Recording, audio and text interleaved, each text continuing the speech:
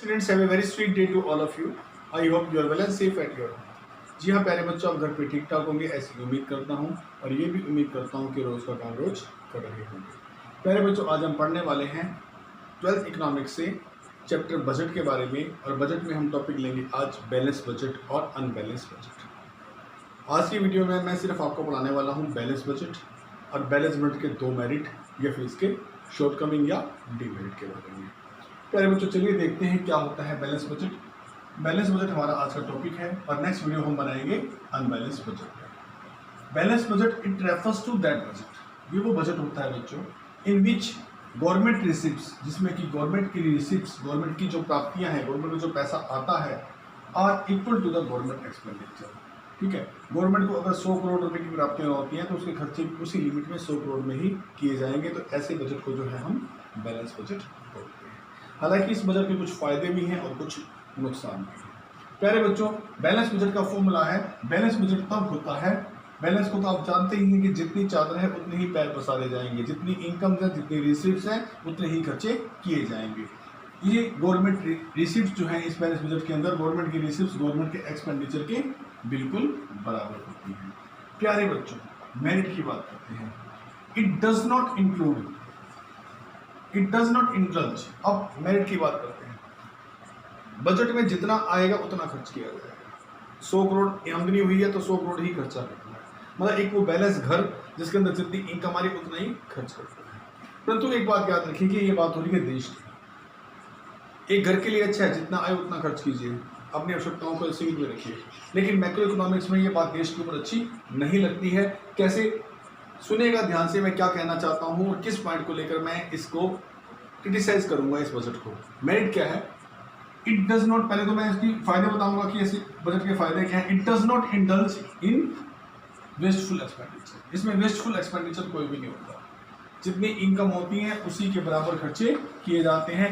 कुछ वेस्ट करने के लिए हमारे पास पैसा नहीं होता है। हम अपनी इनकम के हर पोर्शन को सही जगह और सही प्रकार से एलोकेट करते हैं ताकि उससे मैक्सिमम फायदा देश को पहुंचाया जा सके। वेस्टफुल एक्सपेंडिचर खत्म हो जाता है। दूसरा, ये बजट इंश्योर करता है कि जितने आपने रिसिप्ट प्राप्त करी है उतने से ही आप खर्चे कर रहे हैं। तो ज़्यादा पैसा ना आने से एडी ज़्यादा नहीं होती और देश में इन्फ्लेशन नहीं आता है।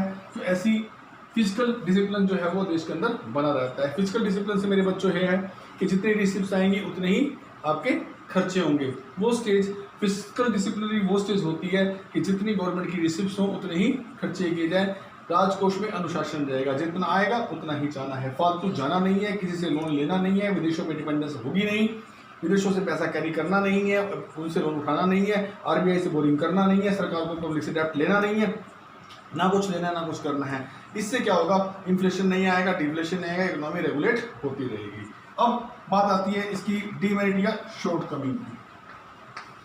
शॉर्टकमिंग क्या है मेरे बच्चों? शॉर्टकमिंग की अगर बात करें तो बहुत सी कमियां जो है हमें वो देखने को मिल जाएंगी। कमियां कौन सी? कमियां हैं, a balance budget does not provide solution for the problem like unemployment.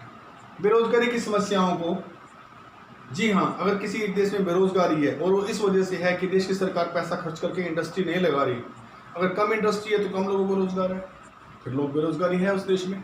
लेकिन अगर सरकार के पैसा ना लगाने की वजह से, इंडस्ट्री ना होने की वजह से बेरोजगारी है, तो उसमें तो आपको विकास कार्यों के लिए लोन लेके भी अगर खर्च करने पड़े तो खर्च करने चाहिए, इंडस्ट्री लगानी चाहिए ताकि बेरोजगारी की समस्या देश में हल हो, ताकि लोग काम पे लगे और उनका दिमाग अन्यथा अलग अलग अराजकता वाली जगह पर ना जाए, वो आतंकवादी ना बने, वो और कोई गलत रास्ते ना अपना ले। इसीलिए जो ये डीमेरिट, जो उसकी शॉर्टकमिंग है वो ये निकलती है कि बैलेंस बजट जो है कभी भी सोल्यूशन नहीं दे सकता बेरोजगारी का, अगर वो बेरोजगारी इंडस्ट्री कम होने की वजह से आई है। क्योंकि जब इंडस्ट्री कम होने की वजह से बेरोजगारी होती है, बेरोजगारी से एग्रीगेट डिमांड गिर जाती है, एग्रीगेट डिमांड गिरने से जो है बिजनेस इंडस्ट्री सब फ्लॉप आ जाती है। देश में क्या जाता है? डिफ्लेशन। तो डिफ्लेशन को हटाना, बेरोजगारी को हटाना, इसके लिए हमें इंडस्ट्री को लगाने के लिए हमें खर्चे कर देने चाहिए, ताकि खर्चे होंगे तो लोगों के हाथ में पैसा आएगा, इंडस्ट्री में प्रोडक्शन होगा, उसको बेचेंगे, इनकम बढ़ेगी, इस तरह से एडी जो है वो स्टेबल रहेगी।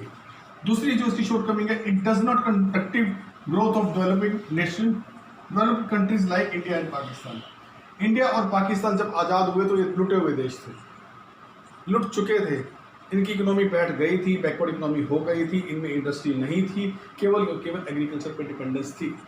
ऐसी कंट्रियाँ विकास तब तक नहीं कर सकती जब तक इनको किक मार के चलाया ना जाए, जब तक इन्हें पुश ना किया जाए पैसा लगा के। तब हमने रूस की, जर्मनी की, पता नहीं किन किन देशों की मदद लेकर पैसा इसमें लगाकर और अपने देश को डेवलप करने के लिए इंडस्ट्री लगाई, उपकरण लगाए, जिससे इसका थोड़ा सा पुश हुई इकोनॉमी और धीरे धीरे ग्रोथ के रास्ते पर चल पड़ी। तो मेरे बच्चों, बैलेंस बजट क्रिटिसाइज यहाँ होता है जो इसकी डीमेरिट्स हैं। ठीक है, तो उम्मीद करता हूँ आपको समझ में आ गया होगा। Thank you very much.